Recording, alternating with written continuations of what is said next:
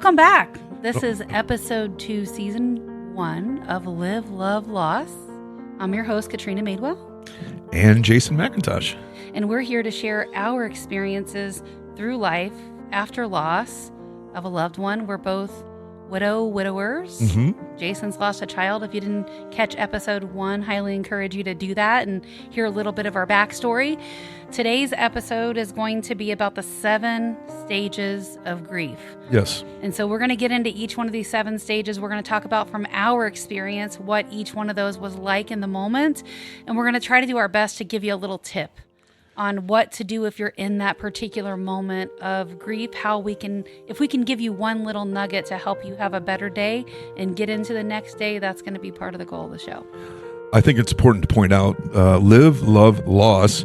We experienced just a little bit of loss today. We were 20 minutes in, and so this is actually take 2 because we had a technical failure. It's going to happen, and so we're going to have to relive some of the golden moments that we have. So I think it's kind of ironic that the show title, Live, Love, and Loss, we just experienced it. So this is take number 2. Yes.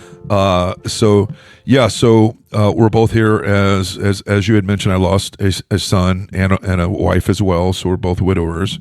And so I think we went right into you. Well, let's talk about one little tidbit I just want to add before we jump in. You and I both have experienced extreme loss of someone close to us. So Yes. we talked about how, the 7 stages of grief are going to hit a lot harder. You're probably going to experience all of these if it's someone really close to you, like a spouse or someone you see and talk to every single day, right? Yep. Could be a parent, a grandparent, a child, a sibling. It's not like if you lose a distant friend, it's going to hurt, but not quite as bad as someone you see every single day. Yeah. And we were also talking about how a lot of people often compare the loss of a spouse to a divorce, and it's really just not the same. Yeah.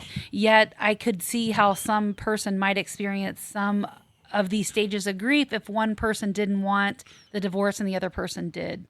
Yeah, we were talking about also too, this hits a little differently for everyone because what I think it does is it amplifies really some of the character traits that you have, some of your internal wiring, if you will, your DNA.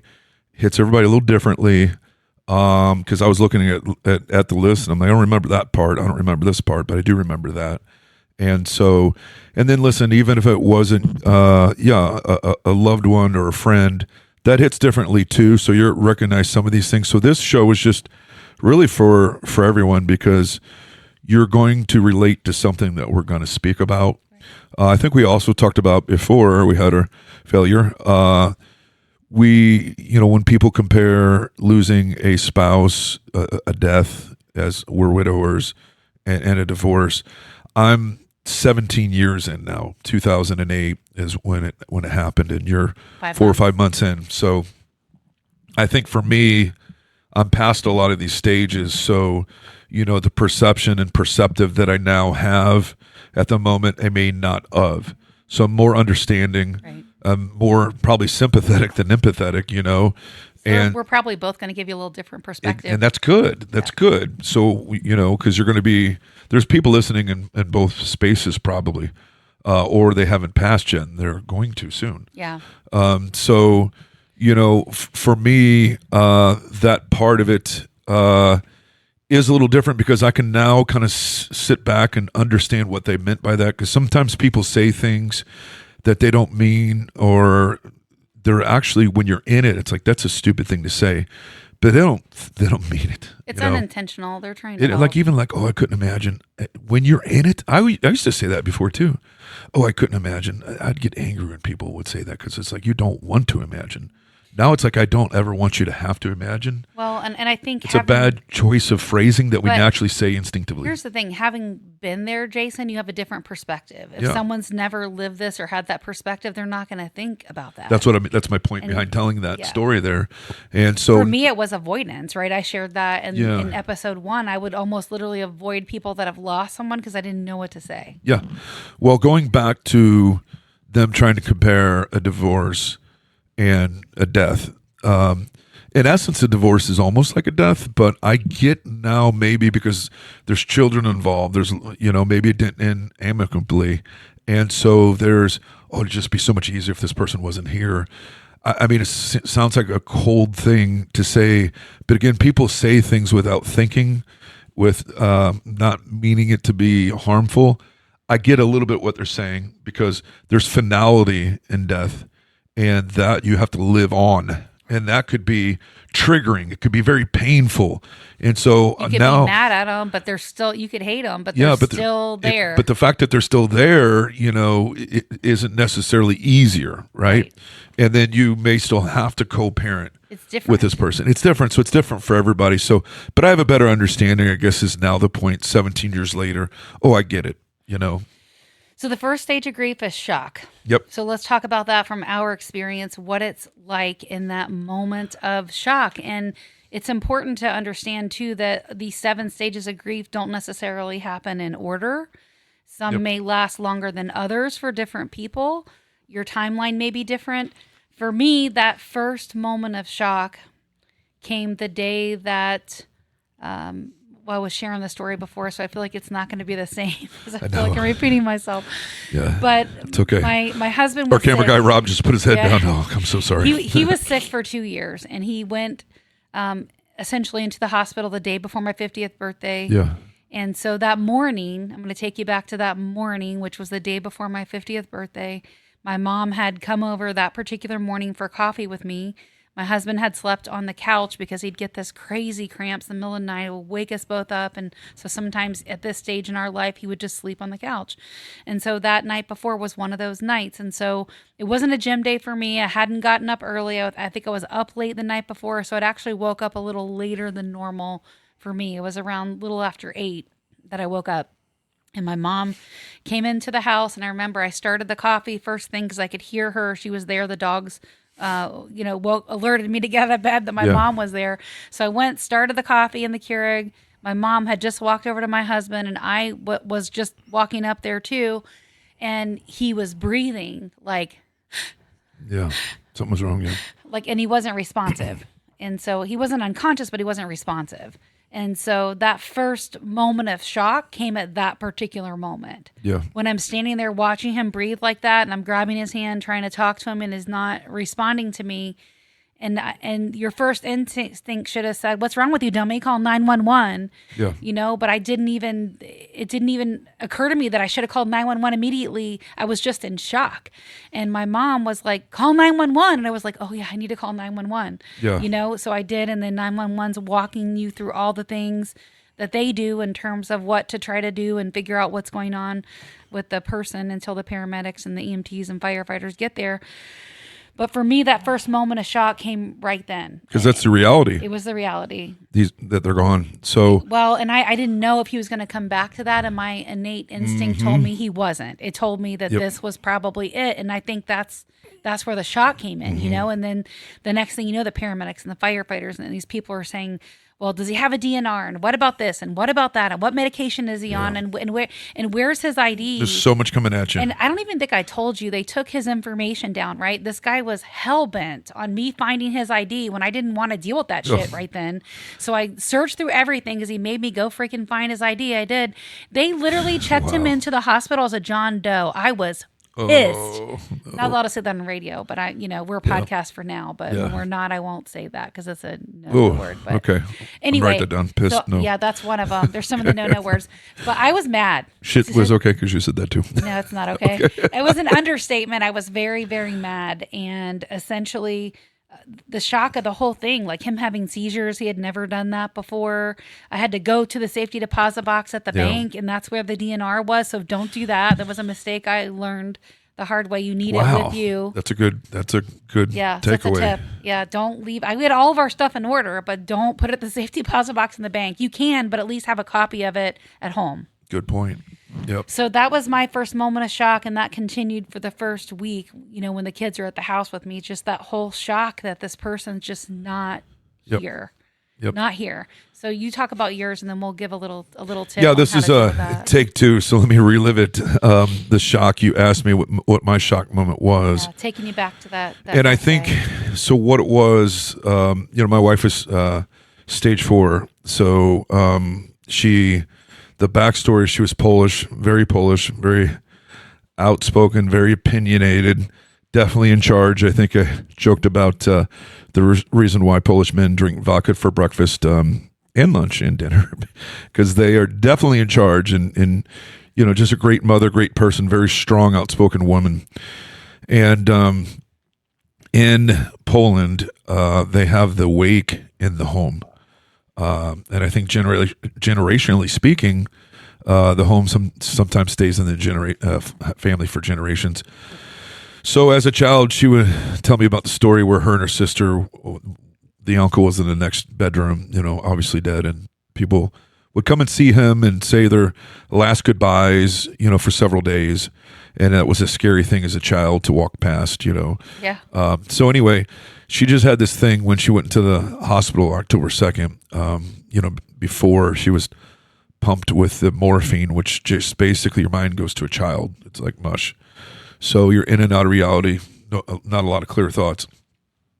But she didn't want to put her children through that, and she wanted to basically pass away in the hospital. But the second went to the 18th. I mean, she was in there for weeks, and that's a long time to be in a hospital when it's the inevitable. We said she kept fighting. She kept fighting. Well, the thing is, when they said they unplugged her off of everything, right, and then it's just a matter of time, and had to bring the children in to say goodbye to their mother for the very last time, and it's like, how do you even do that? Like, I mean, as a parent or even as a child, and so 9 months old, 8 and 13, so it's going to hit the 8-year-old and 13-year-old a little differently. I that's something you should never have to go through in life at that age, and it was painful. I mean, just to even leave the room to take your last look. I mean, it's just horrifying, right? And so we did all of that, and then she fought through it for another 7 days. She just refused to die, and at one point in time, I can remember it was just me and her in there. And she just like home, because again, they're so doped up on the morphine. They can't even talk, and whatever else is flowing through her, because she was in pain. Well, there may have been something, like, even though she didn't want to die at home, like you expressed, there may have been something in her that just says, "This is not it. I don't want to die." That's it. Here. That's exactly it. That's exactly it.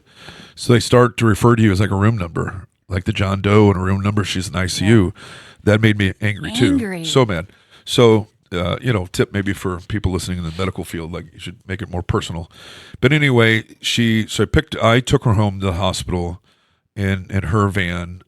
They gave me a collapsible gurney, I guess it is, where she had to sleep on. And she slept down. We had a 2-story. She slept downstairs in the family room, her mother next to her. I was upstairs in the bedroom, and then I remember the nurse doing all her stuff there, the hospice nurse, before she left, checking everything. And I remember thinking, my gosh, I mean, she doesn't sound good. And there's something I think they call kind of the death rattle, like before it happens. And just the breathing, it's just very eerie. And it's just, it haunts me to this day, that sound. So I think she knew. She didn't say anything. But then, everyone else is still rallying like the mother. We're going to do this. We're going to do this. Well, hospice is you're making yourself comfortable to pass away. There's no saving at that point. There's no miracle. You just want to make them comfortable. So we all go to bed. My mother-in-law sleeping on the couch right next to her. I'm upstairs. Just instinctively at 1:30 in the morning, I pop up. I go down. She was gone.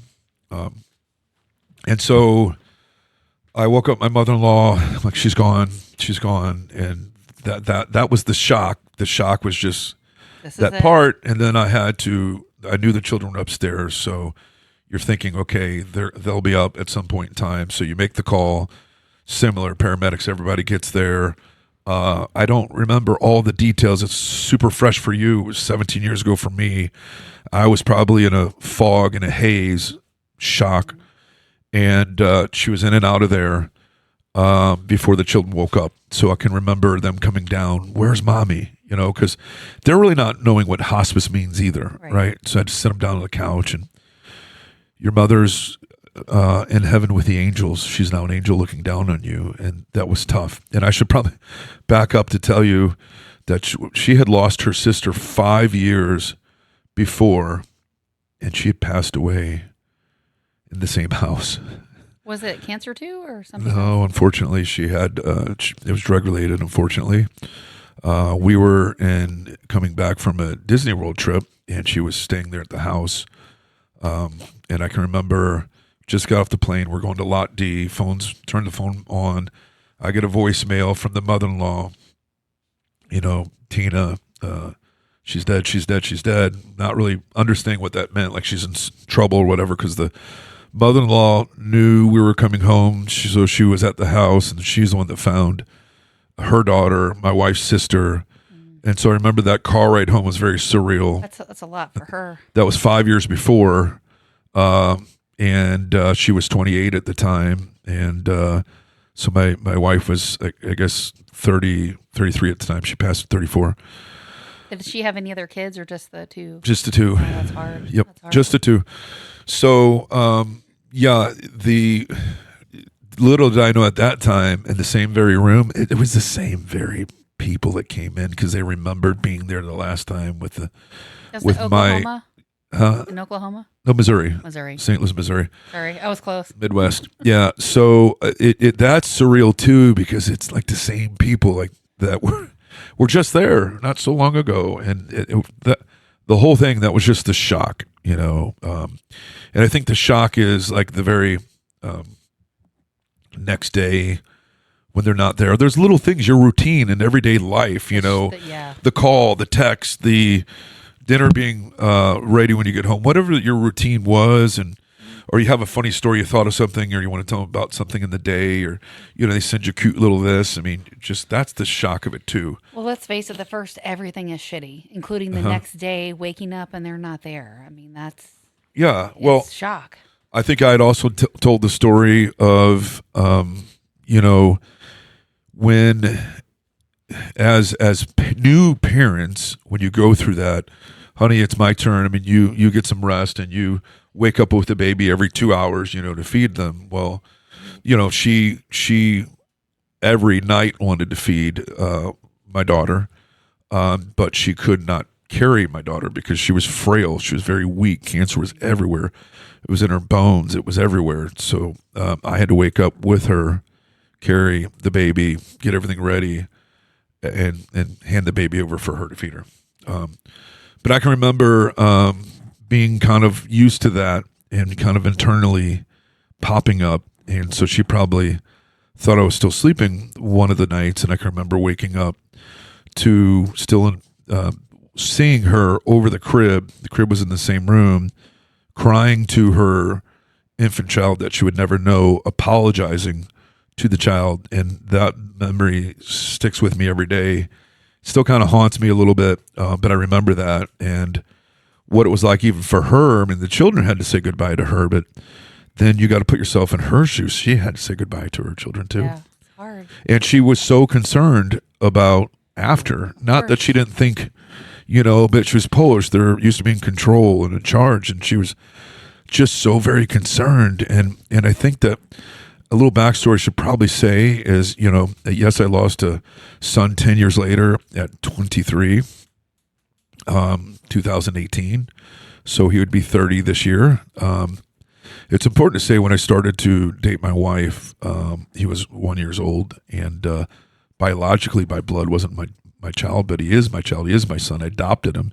He had my last name, and I raised him. And you don't even think about that biological. I mean, that goes out the window. They're your child. But I can remember he did not know until after my wife was already gone, and my mother-in-law told him at one point. So he went to go find his father and see his father. We didn't have the conversation, and then when I found out that he had done that, he came back. We never once had to have that conversation. We never once had to talk about it. He never stopped calling me dad. I never stopped calling him son. Some things just didn't need to be said because he probably met him and found out why the guy was not his father. Yeah. right? So Well, father biologically, but never his yeah, dad. so that was it, and so and I said this in the first episode. I think I had both extremes: the phone call in the night versus watching someone pass. Which is worse? They both suck equally. One's not better than the other. They're both painful.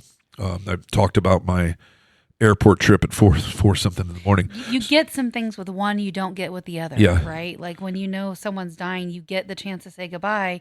If it's sudden, you might have regret, right? So you were talking about tips when we had to restart, and so I think I remember now what I was going to say. My tip was, I felt like we were robbed of a lot of valuable time because you really need to have the conversations about death.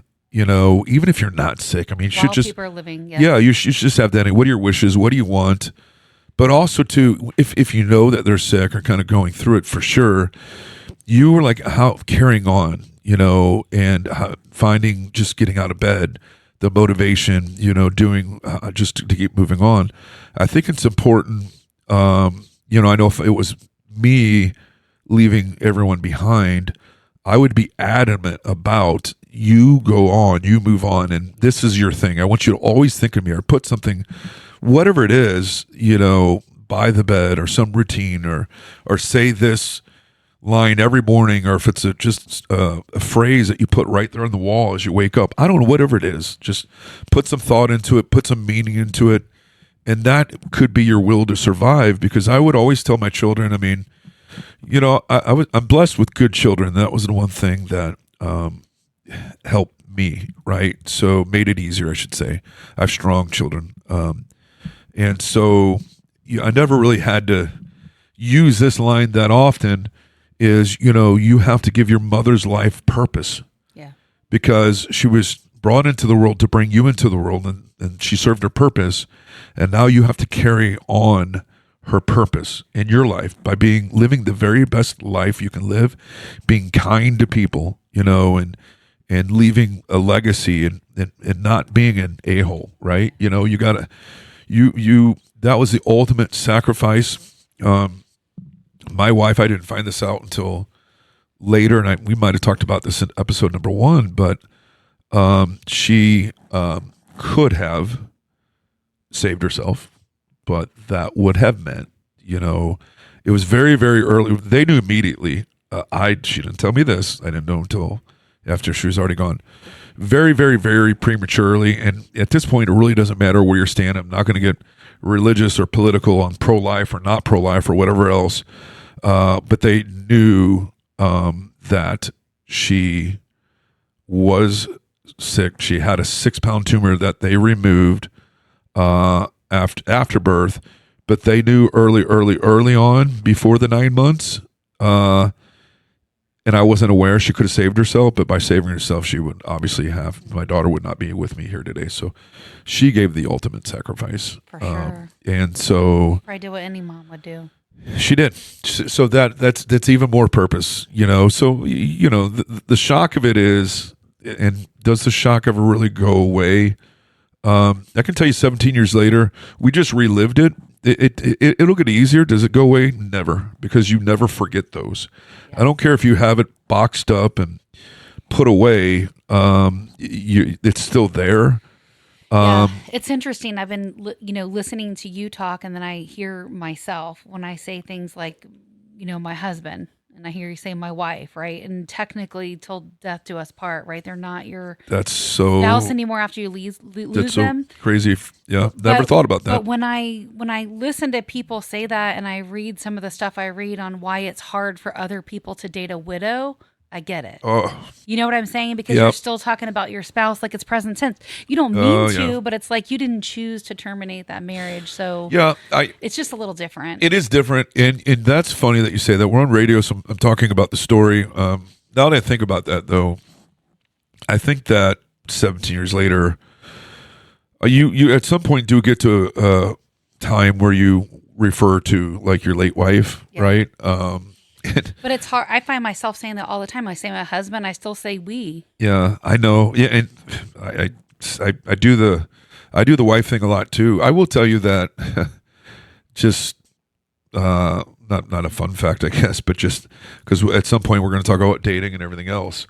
And you know what you would think would be the, I don't know, poster, the epitome of what someone looks for in a man, because you know, men date women with children, vice versa. You know, there are men or women that if they have children, I don't want to date them. It's a deal breaker.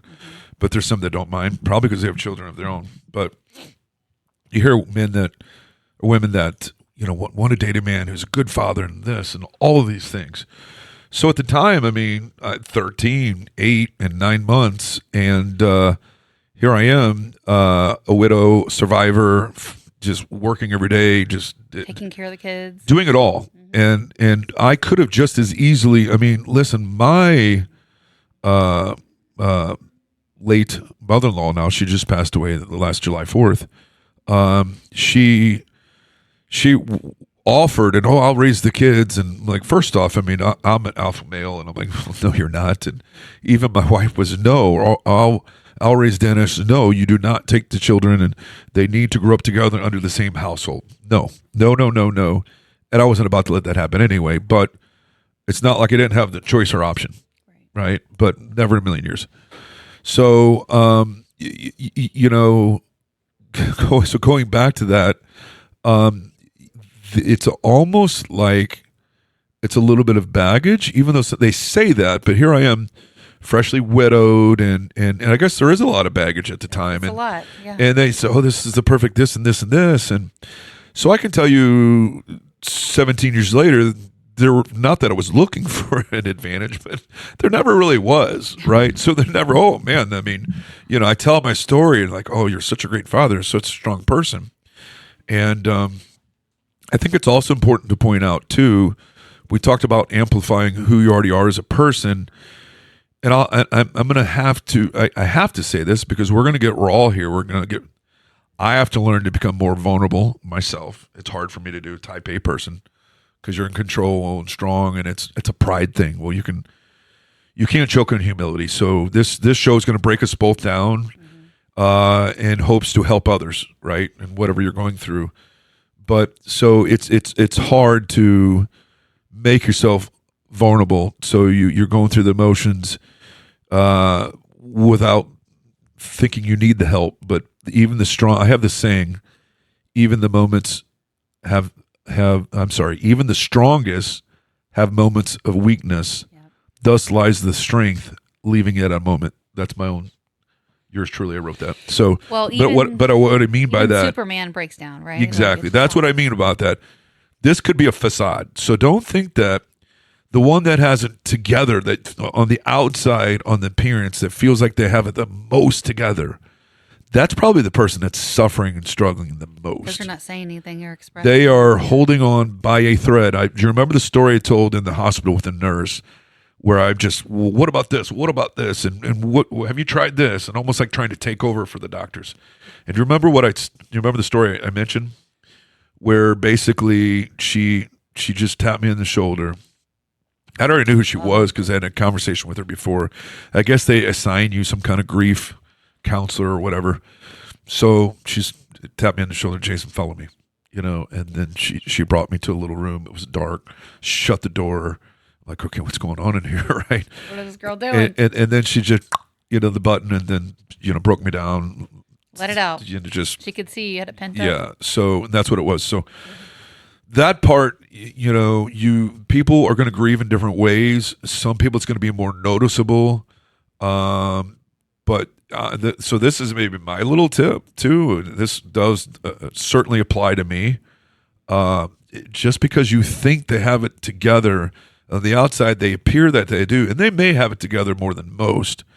But like, listen, they're still struggling, and they're struggling big time, and maybe they're the ones that you have to worry about the most. Because here's another thing, and this will be another episode down the road, but we're here in the moment. I might as well talk about it. The live, love, loss. There are loss that happens where it's suicide, you know, and taking your own life. And then even moments before or that day, I have lost very, very, very, very close high school, what I would consider best friends at the time. That, you know, life, you drift off and away and have your own lives and move away. that committed suicide, took Yeah. their own life, and these were the happiest. They were the funniest So put people together, you ever. think they're perfect. Two Look people at, in particular. Robin Williams. Look, it's prime Yes, example. yeah, they were so depressed, and they have so many demons that they're fighting, or whatever it is. I'm just saying, like this, we're going to unpack a lot. So I know this is going to relate to anybody listening, whether it's now or later. So my little tip that I had on shock, and then we'll go into the next one, was just move. Like I didn't want to get out of bed. My kids were there for the first week. I didn't want to get up or do anything. I just wanted to stay in Yep. bed. We talked about you not having that luxury. You had to get up because you had a 9-month-old baby and Yep. 2 other kids that were counting on you. But, if you're not in that situation, which really is a blessing, probably looking back, whether you saw that way or not, it might have been different for you if you didn't have them, right? So for me, I just didn't want to do anything. I wanted to just stay in bed, but I had to make myself get up. Something as simple as going to the coffee pot to start making coffee for the day, Yeah. know. But get up and try to move. You're not going to want to, but it's impossible to be depressed or upset if you move. So even if you make yourself walk down the street, it will help. It's interesting because whether you're spiritual or not, or believe in a higher power or not, everybody's heard this saying, God only gives you what you can handle. And there really is some truth to that, because there are people that, probably could have, or would have not been able to perform, or just completely break down in what you may have encountered and endured, and for me, I know a lot of people that I see them crumble over not even a fraction of what we've been through, or that in particular, because it's not even supposed to happen to the mother. I mean, I would have traded places in a million years. Not that children don't need a father, but I think they need a mother more than a father, to be honest with But it you. would have put her in a different position, right? She could have been that struggling mom. You never know. I mean, life lines up the way it's she was supposed very set up. I was definitely worth more dead than alive at the time. And the one thing here's another tip. It's a great one. Write it down. I had millions of dollars worth of whatever. If I ever were to, I was in the car business, making great money, 6 figures, and had all the stuff, and I don't know why, and I don't know why the guy that did all the stuff just didn't bring something, put it in front of me, and say, just sign this. Don't ask questions. It's $30 a month. You're not going to miss $30 a month, $60 a month, whatever it is. life insurance. I don't know why he just didn't do that. And you're not even going to miss it. I would have said, yeah, okay, and done it. So- Listen. Let me tell you, none. And I'm telling you, listen. It's a 6-figure. They're earning 6 figures, not earning 6 figures. When you take in everything that they're doing, childcare, the meals, the everyday life, they're working full time, right? My tip is, and I've had life insurance since I was 25 years old. When I had my first daughter, I got my first life insurance policy, slowly bought other ones, but especially if you have a mortgage, Yeah. get life insurance. Yep. You need to have life insurance enough to at least pay off the house. I mean, you've seen that, I'm sure, Yeah. Jason, as have I, people that have to sell when they've lost a spouse. Yep. It's painful. It hurts us as agents to even help you in that position. Have enough life insurance to pay off the house so that you don't have to leave anybody behind in that position, including the kids. Yep. So, Oh, that's a good one. so let's go on to number 2 before we run out of time. So Number 2. denial. So that one of the second stages Oh. of grief is denial. And so that is exactly what it sounds, right? I can't tell you how many times my kids would say, Mom, I just feel like Dad's in the bathroom and he's been in there for too long and I'm still waiting on him to come out, right? Yeah. You just have this denial that this is not real. They're somewhere else or doing something else. They're going to come home. Just Yep. the denial that this is going on. Yes. My denial, I didn't really get to experience it that much because I was go. For me, it was survival mode. I didn't even have time to mourn. I didn't. I was in the car business, very demanding career. You're up from sun up to sundown, and If you don't know anyone that's ever been in that business, it is brutal. And I think people take if you've ever bought a car and you don't know what that person's life is like and their schedule is like, Yeah. you probably took them for granted. Show a because little it's compassion. Very Yeah. hard job. Very hard job. It is extremely, and it really laid the foundation and groundwork for me becoming a realtor. And I was able to transition from St. Louis, Missouri down to Florida, not knowing a soul and everything that you see, building it from scratch. That was everything for me. I took everything from the car business and applied it right to real estate. But yeah, and one of the reasons I did that was because I got tired of eating dinner at 10 o'clock at night with my children, and it was like, okay, something's got to give. I was a little burnt out. And, I had that moment where I just packed up, moved 1,100 miles away to Tampa, Florida, specifically to do real estate. Yep. So the denial part is just, hey, they're not here anymore. And I don't know that I can give you any tips on that. I think it is what it is. Everybody's going to do that a little differently, and they are going to no, I refuse. But that's part of like prepping for it, I think, because there's going to be some people aren't going. So that's interesting. You knew about it. I knew about it. Mine took longer. I mean, yours took longer. Mine wasn't as long. So the denial, we knew it was going to happen. Where the shock of the phone call that I got, that's denial. That's probably a lot harder. So those people are going to have denial way more than we did. Yeah, you experience more of it because you don't know it's so circumstances are really going to dictate, which one of these we feel most. Right. And let's talk about the big one in the room, number 3. Anger. Yes, I feel that one. I'm going to tell a story about that one. So you talk about your story with anger. I'll tell you mine, and then I remember vividly my first experience with anger, where I was angry. So car business is also a very stressful thing, and people tell a little joke to kind of warm it up, right?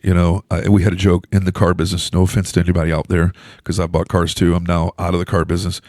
How do you know when a buyer is lying? It's when their lips are moving, right? So people think it's the car salesmen are out there to rip you off and do this and do that. Profit's not a dirty word, right? So that's what we're there to. Profit to stay in business. I'm saying so, but I mean, man, the lies the buyers would tell, But anyway, so my first day back, my sales manager, Mark Winstead, very, very, one of my best friends in life. I've known him since I was 15 years old, and I'm going to turn 51 on this Monday. So how many years is that later? 36 years I've known this man. And so he's watched me grow up into the man I am, and my children as well. But so he was very protective of me, and he knew he was watching out for me that next day. So I had an office, not a cubicle. And I had some people, and it was down towards the end, and at this time, for some strange reason, cars didn't come with floor mats. You had to buy the floor mats. So I remember getting all the way down to the end, and this guy's just beating me up, and then we were to a certain point, there's nothing left to give, and then he's just going at it for just floor mats. And I understand, I just got back. It was my first day back, But now I remember... You're saying to yourself, you're arguing with me about fucking car mats? I mean, listen to me. I could only picture myself jumping over this table and grabbing the guy by the throat. I didn't say one thing. I was so angry. All I saw was red. I was so angry, but I didn't say... I think I composed myself very well. I didn't say anything. Like, I didn't tell him nothing. I was just so angry. And so I just stopped myself, because if I wouldn't have stopped myself and collected myself, there would have been blood everywhere. So I said, can you just please excuse me for a moment? I stepped out. I walked outside, and I just, one of those moments, got myself together. And so I'm calmed down. I'm collected. Let me go back in and finish this off. And I can remember coming back in, and as I'm coming back in, heading towards my office, I can see Mark's back, and he had just come out of the office and was walking down the other way. And so I already kind of I knew what he did. It was obvious what he just did, because he was circling, he was watching, he was listening, being very protective, being a very good friend. And so I came back in there, and it was Quiet. just like that, just like I just did, quiet. And the look on, and mainly the husband, the look on everyone's face in this room, and the husband's eyes were just so wide We're going to leave you alone. and white, and he was pale as a ghost. And he just looked at me, and he's like, before he can get the words out, he was lipping the words, "I'm so sorry." I said to him, "You could have never known, but please never forget this day and let this be a lesson. Yeah. Life is more important than floor mats." And that's exactly what I said to the guy. Life is more important. You will never look at floor mats the same. But anger, let me talk about anger. So there's little things I can remember too, where I'd be out and with all three kids, and I'd have the my daughter who's 8, and then the newborn, and like, "Oh, did you're giving mommy a break today?" You're like, not just today. I never had the heart to tell anybody that. I'd Yeah. never say, just yeah. Yeah, you don't want to get into it. No, not in that brief encounter. But so the anger was there. And the week I told last week, the last show, I had anger before. I had anger when she was going through getting her infusion, and then the fact she was the youngest person in there. She had the infant, and I felt like she was a ghost, invisible, because I felt everyone else was sucked up in their own misery and sorrow, and I was angry that people didn't stop and like, "Oh, that's just such a shame." There was the one person that did. But yeah, anger is going to be there, and you can just channel and harness it, I guess, is what you can, and you have to have outlets. So let's talk about anger, especially as it relates to the medical profession, right? Because we've talked Yep, about that, we did. and I know you later have experienced how you were absolutely had a lot of anger towards the one doctor that wasn't real with you, Yes.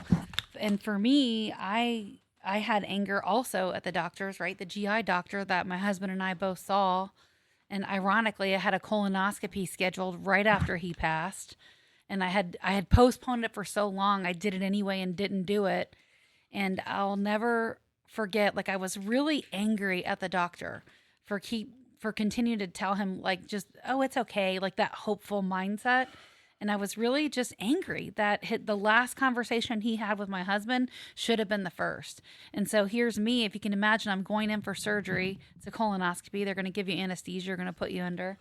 And I went in there, and the first thing I did was I didn't say anything because I wanted to see if he knew that my husband had passed. Yeah. Or if he was just a number to him and he didn't pay attention. So I didn't say anything. I waited to see if he was going to say something to me, right? Mind you, I'm like being wheeled into surgery, and so you have limited time to talk before you're knocked out with anesthesia. So he did. He knew that he had passed, and he said, I'm really sorry for your loss of your husband. And I said, "Thank you. And, doctor, I have something I want to say to you, and you need to hear what I have to say because I think it's important. It's not going to help my husband, but you might be able to help someone else." And I told him, I said, "Do you remember that last conversation that you had with him when we were in your office? And you said, you can't, not only can you not drink, you can't look at alcohol, you can't even smell alcohol again, my friend. You are too sick. You can't do it." I said, "Do you remember that last conversation that you had with him?" And he said, "Yeah." I said, "That should have been your first conversation with him." Especially with someone that's an alcoholic, you cannot encourage them that it's okay to drink a glass of wine at the holidays because they hear, "Oh, just drink less." And so I had a lot of anger at the doctor for constantly giving him hope that it was going to be okay because you basically just enabled someone that has an addiction. You know what that reminds me of? It reminds me of the last hurricane we had in our mare. I was in evacuation zone A. She basically said, "If you stay, you will die," right? And you may as well write your name on your arm so that they can identify your body as it's floating away. So now people gave her a lot of criticism for that.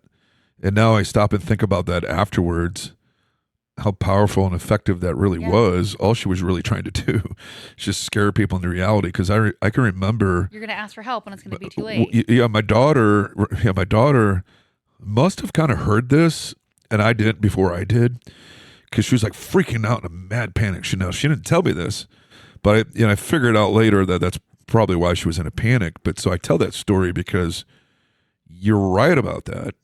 It's different when she was obviously over exaggerating, and that wasn't true. But But it could have been. could have been, and yeah, I mean the lives it could have saved. So yeah, I mean absolutely. So going back to what you mentioned earlier, and you said we'll talk about this later, right? The loss, like if it's a suicide. Obviously, that wasn't the experience you had, but for me, it was almost like a self-inflicted suicide, right?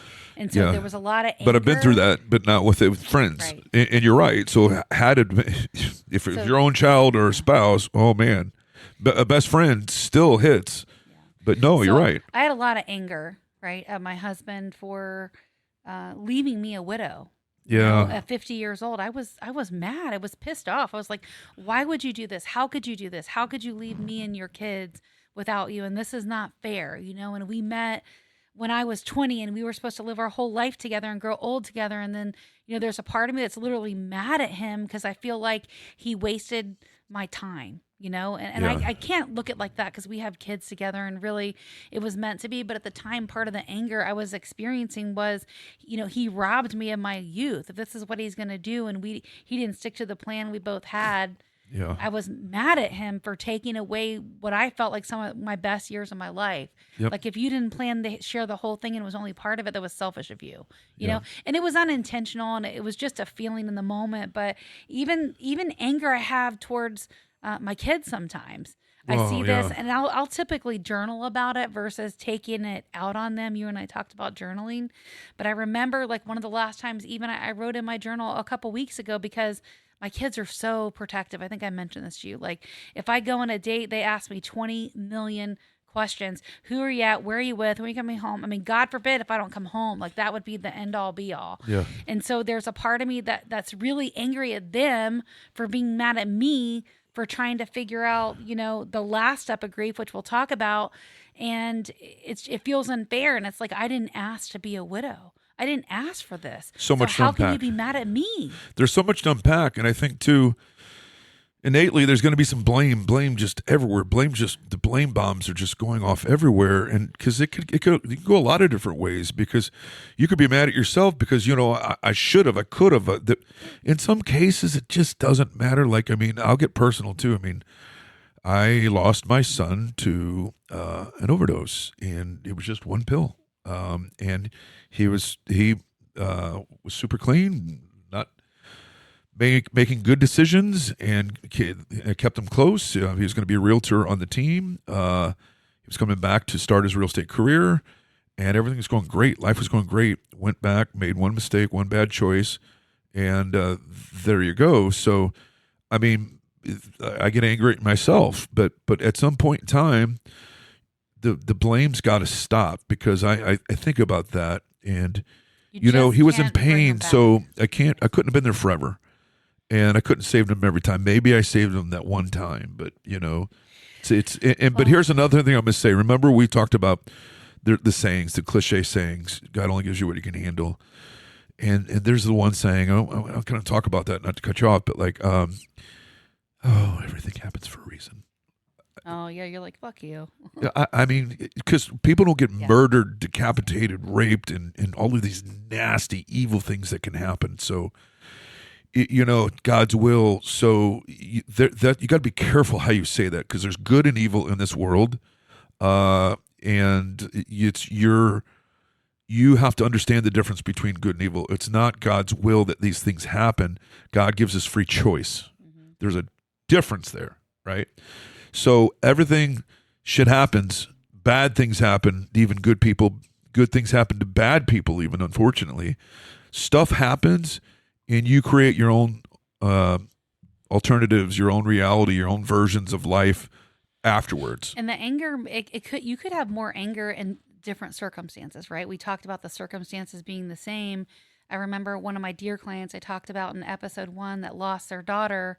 You know, she was in the car with a guy that she was dating, young girl. He was drinking and hit a tree, snapped her neck, killed her. And then, at the funeral, they were laughing and cutting jokes, which is probably how people took away the tension. But the anger that family felt, that he was still there and they lost their daughter. And it's anger is not a good emotion to hold on to. Like regardless of the situation, it will drag you down. It'll eat your soul. So, well, okay. There's a show. I'm going to give a plug. It's called Shrinking. I don't know if you watch this show. It's got the Jason Segel, the tall, funny guy. Harrison Ford's in this. A few other people, and it's an interesting show. And it reminds me of this. And it's a show about counselors that are helping people. And you're talking to someone who's never been to therapy. We'll talk about that too. But it's a comedy, but there's some seriousness in there. But the premise of the show is he himself had lost his wife to a drunk driver, and then left with a child. So they went. You see it all in the show there too. The anger. One of the interesting things in this show, the Ted Lasso, that show with Jason Sudeikis, the soccer player. One of the soccer player that was in that, he is the guy in here who was the drunk driver that killed his wife. So, not spoiler alert. There was a moment in there where they all come to terms and make peace with the guy that he was carrying all of this guilt and everything, and he was angry, and the premise is, and it is very touching, and it kind of put me in a perspective of, I get that and understand that, they made peace, they forgave, to where the anger went from compassion, and so just so many things, that you can take from this. So I was listening to that book called Option B. Option B. And one of the things she talked about in there was, I forget what country it was in, but where the people that were bombing the church, and they had closed it because it was a hate crime. Yeah. And the people, instead of holding on to the hate for the people that they lost, they came quickly to forgiveness and prayed for them. Which is so hard. And I thought, oh my gosh, that's strength for sure. No way. So the tip I can give you around anger, I'll give you my tips, and Jason, you may have some of your own. I'm going to go back to journaling again. So write down everything you would say. Like, if you have to punch something, do it. Do one of these rooms, the axe rooms or whatever, where you can destroy stuff. That might be a good way to get anger out. Scribble all over the page. Write whatever you want to say if you were going to scream it. Yep. Get it out, but don't keep it in, because anger is not a good feeling to keep inside. You got to let it go. Well, you have to. Here's the other thing. You don't really equate depression with anger, but it really kind of is. There's sadness and depression, but there's anger and depression too. And then so no one's perfect, and I don't care. I mean, these are a lot of heavy things we're talking about, and so and this is where you have to get vulnerable, and you have to admit things and have the come to Jesus moments where I moved on in life, but I think I probably projected it in different ways, and I think I definitely started drinking more, and probably had some instances where I made poor decisions and bad decisions, and the drinking was because I was angry, and because I was mad, and I was sad, and I was confused and under pressure, and so, but then I would stop and think that, my children can't lose another parent because they've already lost one, right? Right. And so, and we'll talk about that, because that's one of the stages. Yeah. The testing. So the next one is bargaining, and I thought Bargaining. this was so. I guess at some point this was revamped from the 5 stages of grief to the 7 stages of grief, and so bargaining was on there, and I had to look this up because I'm like, I'm not really. I don't understand that one either. Yeah. But bargaining is trying to resonating with me. Trying to make deals to avoid the loss. Okay, so bargaining with yourself, maybe a little bit. Anything. So just making deals to avoid the loss. So I guess we could ask AI and try to chime that in. But there's the bargaining piece of it, is like, okay, I guess it goes hand in hand with denial, right? But let's ask AI. Tell me more about the bargaining piece of the 7 stages of grief. Yeah.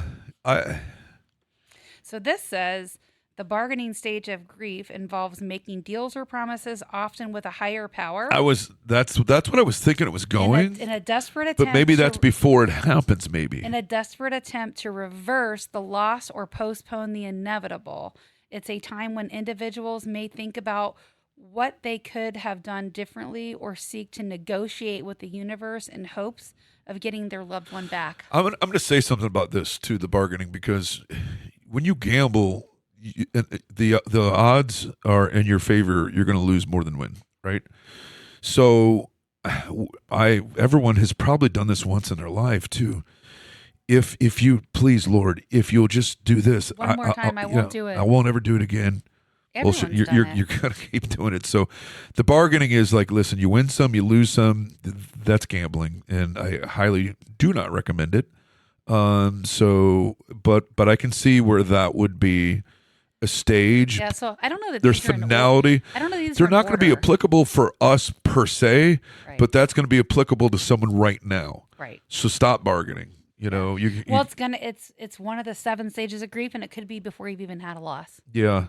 So, and we might have to.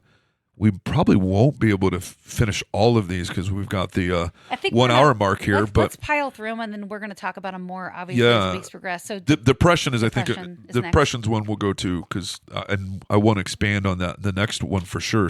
Slow it down some. Depression.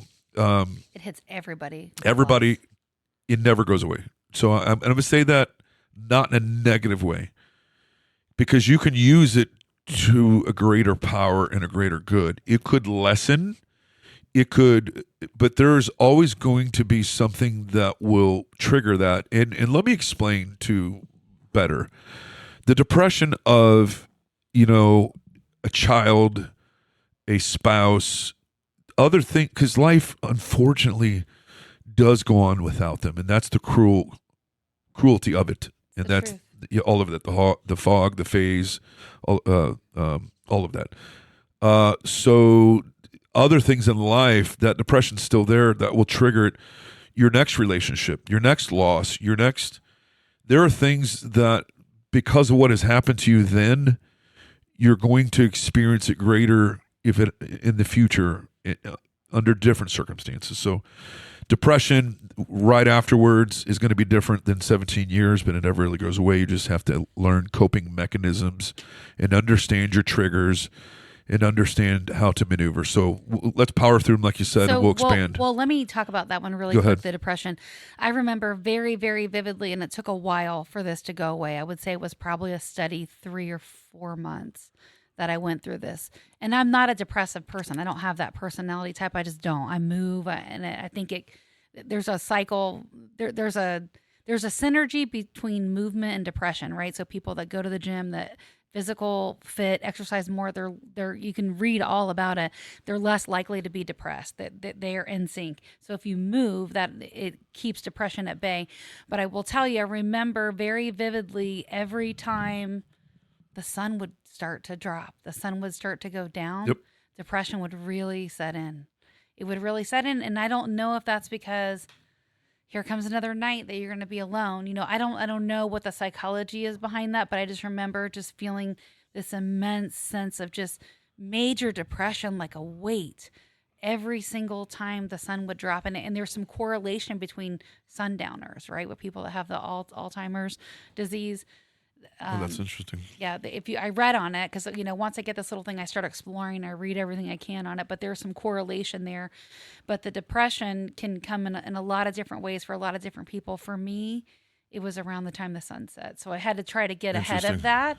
Yep. And change up what I'm doing at that time. Stay busy at the time. Preoccupied. Just make sure I'm busy to power through that, which sounds like it sucks and you're avoiding it, but you do what you have to do to get through the day and to get do. through the moment. Let's do this, because I think we can definitely further expand on that. So we're going to pick up on depression on our episode number 3, but to give you some things to think about when we come back, we're also going to talk about the last 3, which is testing, reconstruction. Let me explain that. So the testing is exploring those coping mechanisms that we were talking about. So we'll do the testing, the reconstruction, and then the acceptance. Those 3. So we'll pick up on depression and talk a little bit more about that on our episode number 3, testing, reconstruction, and acceptance. Wow, that was... We could have broken each one of these down into a whole show. You could have. And we're already over an hour. And so, we thank you hopefully you're hanging on our very words and looking forward to episode number 3.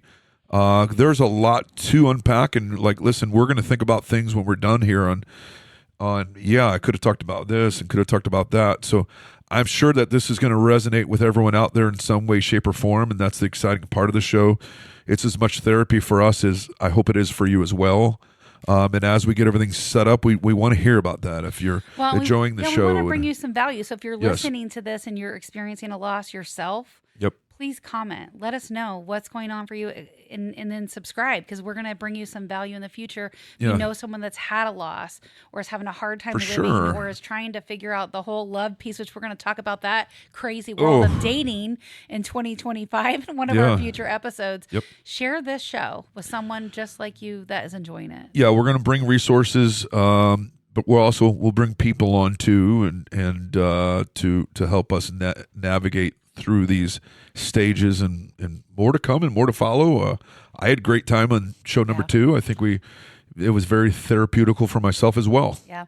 Thanks for listening to us. And like we've mentioned before, we're going to probably hold them till we get 3 or 4 shows, and then we're going to drop them all at once. So let us know. Like tune in, leave us a comment, and share, like, subscribe. And Live, love, and loss. we're out. Stay tuned for episode number 3 coming at you very soon.